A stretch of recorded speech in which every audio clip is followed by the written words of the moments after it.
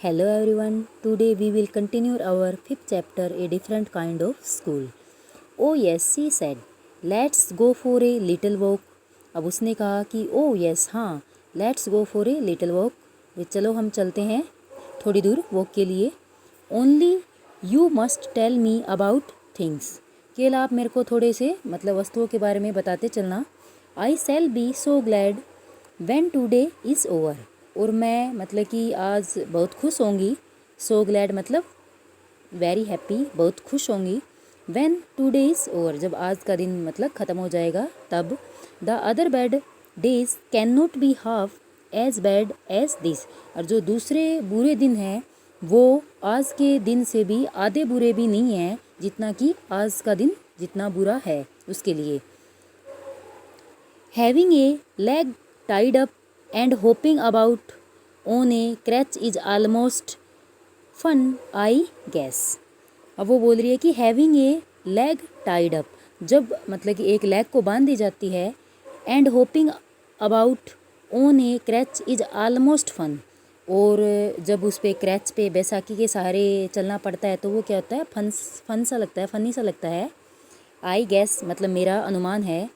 Having an arm tied up as is bit more troublesome, और जब हमारे आराम बाजू को बांध देते हैं तो ये क्या है, उससे बहुत ज़्यादा ये ट्रबलसम मीन का डिफ़िकल्ट, ये बहुत ज़्यादा मुश्किल होता है. Because you can not eat without help, क्योंकि हम मतलब बिना हेल्प के कुछ खा भी नहीं सकते. एंड थिंग लाइक दैट, और ना हम कुछ कोई काम कर सकते हैं. I don't think I will mind being deaf for a day, और मेरे को मतलब कि मुझे ऐसा नहीं लगता कि मुझे कोई फ़र्क पड़ेगा. डीफ मतलब बहरे होने में.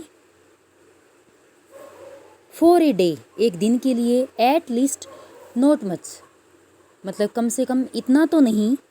But being blind is so frightening, लेकिन मेरे लिए अंधा होना बहुत ही फ्राइटनिंग मतलब बहुत ही डरावना है. My head aches all the time just from worrying that I will get hurt, और मेरा मतलब कि हेड है उसमें दर्द होने लग जाता है. All the time just from worrying मतलब ये टेंशन करते करते हुए कि that I will get hurt, भाई मेरे को कभी अब चोट ना लग जाए.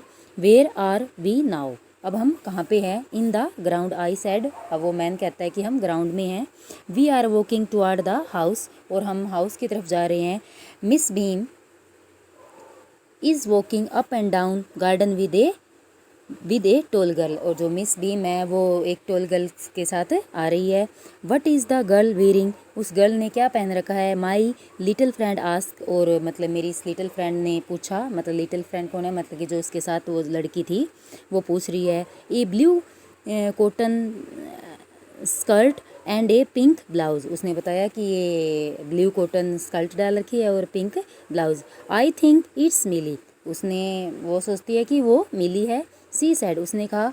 What colour is her hair, उसके बालों का कलर कैसा है. वेरी लाइट, आई सेड, मैंने कहा भाई मतलब बहुत से हल्के से बाल है उसके.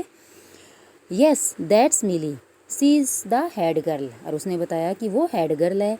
देर is an old man tying up roses, I said, और फिर मैंने बताया कि एक ओल्ड मैन है. Tying up means bind up, वो रोजेज को बांध रहा है. येस दैट्स पीटर, अब उसने बताया कि हाँ वो पीटर है. ही इज़ अ गार्डनर, और वो क्या है, माली है. He is hundreds of years old, वो कितने हैं मतलब कि हज़ारों मतलब कि एक सैकड़े ईयर्स ओल्ड है वो. And here come a girl with curly red hair, और यहाँ पे एक मतलब कि करली रेड घुंघराले बालों वाली रेड कलर के बालों वाली लड़की है. सी इज़ ऑन क्रचेज, और वो किस पे है, बैसाखी पे है. दैट्स अनीता, सी सेड, उसने कहा कि वो कौन है, अनीता है. And we walked and so we walked, और हम चलते रहे. Gradually means slowly. I discovered that, उसने मतलब कि उसको क्या डिस्कवर हुआ, क्या उसको एहसास हुआ. That I was 10 time more thoughtful than I ever thought I could be. अब वो कह रहा है कि मेरे को ये एहसास हुआ कि मैं 10 गुना और ज़्यादा विचारशील बन गया हूँ. Than I ever thought I could be, जितना मैं पहले सोचता था उससे भी अब मैं ज़्यादा 10 गुना और विचारशील हो गया हूँ उन बच्चों को देख के वहाँ पे. आई आल्सो रियलाइज दैट, और मेरे को ये भी एहसास हो गया है. That if I had to describe people and thing to someone else, मेरे को ये भी अगर मेरे को किसी पीपल के बारे में, कोई वस्तुओं के बारे में डिस्क्राइब करना हो तो it made them more interesting to me, अब ये मेरे लिए और भी ज़्यादा इंटरेस्टिंग हो गया है। When I finally had to leave, अब मेरे को आखिर में मेरे को जाना ही था। आई टोल्ड मिस बीम, मैंने मिस बीम को बताया that I was very sorry to go, अब मेरे को खेद है कि मेरे को जाना पड़ेगा। सी रिप्लाइड, अब उसने कहा कि सी रिप्लाइड, उसने मतलब कि जवाब दिया।